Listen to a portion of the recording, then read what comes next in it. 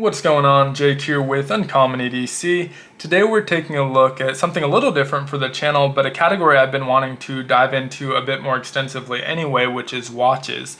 So I did have a knife video planned for today. That got punted. It's still happening tomorrow. But the reason for the switch is today's my birthday. I got this incredible gift from my wife. I obviously opened it, enjoyed the moment with her, but she's off to bed, so packaged it back up. Thought we could do a mock unboxing here and take a first look at it together. So the watch we're taking a look at today is the ADPT Series 1 Dual Time. ADPT stands for All Day Purpose and Terrain. And this watch is a collaboration between Wind Up Watch Shop and the Microbrand Boldr. Based out of Singapore. They have some very cool affordable watches in their lineup as well. And so let's go ahead and dive in. We'll start with this travel case. This does ship with the watch, nice hard case, great colors on it that are actually a good indication of what our dial is going to look like as well. But I thought this case was interesting because of the shape of it. Not sure if it's intentional or not, but it's shaped like one side of over-the-ear headphones. And so that got me curious, put it up to my ear with the watch still inside, and it really amplifies the sound of that movement, which is kind of a cool effect. It's a lot louder than if you just put the watch to your wrist. And so, intentional or not, I thought it was a cool effect worth pointing out. Now, that may not be uncommon, but I have about 20 watches or so in my collection, and none of them have a case like this, so worth mentioning. But if you're deep in the watch hobby, you may have seen that before. Have a purple carabiner on there, but let's go ahead and dive in, take a look at what you've been waiting to see, which is the watch itself. So I'm going to go ahead and get this out of the case and the case set off to the side, and we can start off by taking a look at that absolutely beautiful dial. This colorway is called Aqua Berry for good reason. You have that aqua color in the background, the berry on the foreground. This is a multi-layered dial, so have that beautiful waffle pattern on the aqua pattern, and then this cross section and the exterior area with the maroon kind of berry color. We have applied and lume filled markers, and all comes together to just look beautiful. Pair it with that bezel, which is two-tone to mimic the day and night cycle, and I think it looks absolutely stunning. It does ship with this bracelet that you see here, or this band that you see here, kind of a gray, almost a bluish gray color. I think that looks really good. And so for me, the pop of color on here is incredible, but I know not everyone's as into that as I am. I'm into it in my watches, my knives, really anything at all. But if you're looking for something a bit more muted, the Mossy Shale version may be a better option. It's got your earth tones, a lot of greens in there, but it still does have a slight pop of color, just dialed back about tenfold from what you see here.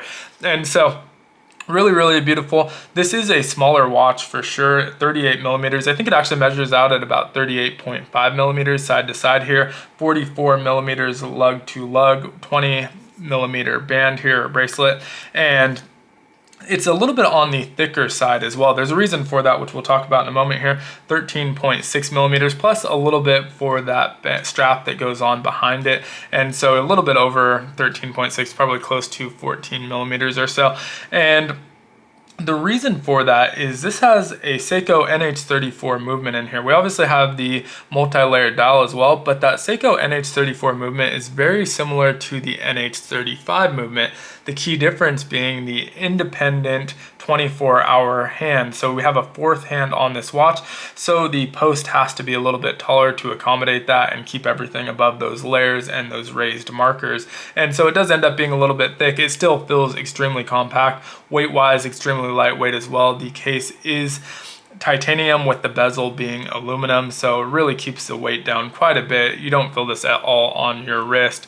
And so really nice. You can see that sweeping movement is automatic, so you can hand wind it if you need to, but also just going to wind with the movement of your wrist. If you keep it on a winder, shouldn't have to do that. But let's take a look at the date complication at the 6 o'clock position, which of course our second hand is crossing right as I'm saying that.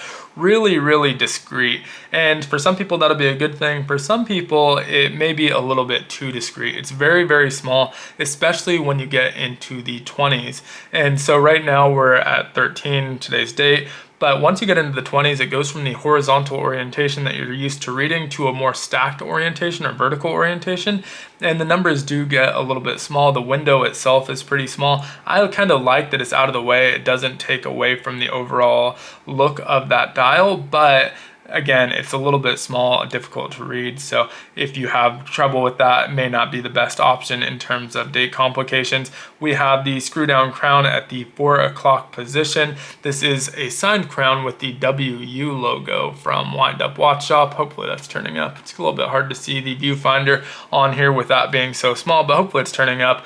Really beautiful hands here. They do have a loom as well, so if you're using this underwater for an actual dive watch, you can see that second hand still sweeping, know that it's still working. I will do a short later today of that loom.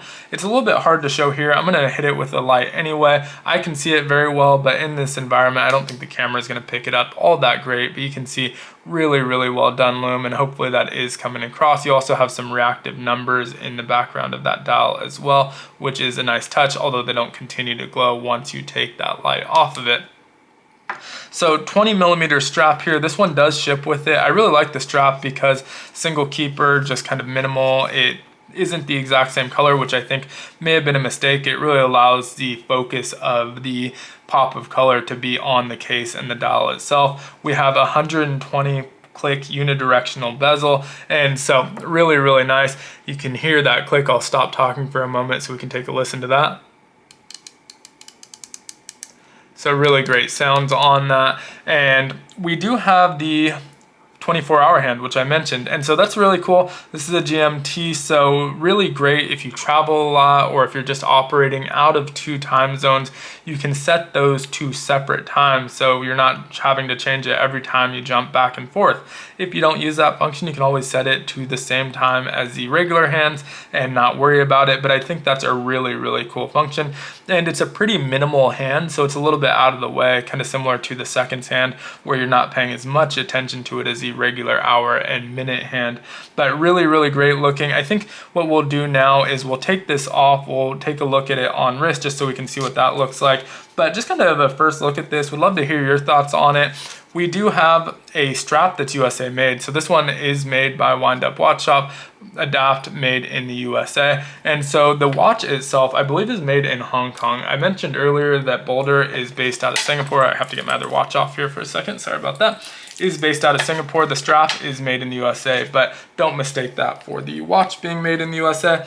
But would love to hear your thoughts on this one in the comments. And if you wear a watch on a daily basis, what is your daily driver and what is your dress watch, your sport watch? Love to hear more about that. I've been getting more and more into watches, so really excited about that aspect of it.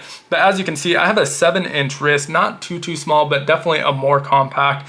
Kind of a nice thing about that is if you're doing stuff with your hands, you don't necessarily want that bulkier watch. It doesn't really push into you. That crown doesn't push into your hand when you bend it backwards as much as it might with a larger watch. But really great looking. Loving this one. Really appreciate my wife for grabbing it. I had my eyes on it, but had just picked up this other watch, the DC50 from CountyCom. We'll probably do a video on this one in the future as well. And then was on my way to Blade Show, so just couldn't justify the cost, but she went ahead and surprised me with it, which I'm glad she did because it is a limited edition. It's gonna go away eventually, and I just fell in love with that dial. But thanks so much for watching. If you enjoyed the video, consider liking, commenting, subscribing, joining the channel as a member. They all help the channel out a ton. And as always, hope you have a great one. Take care.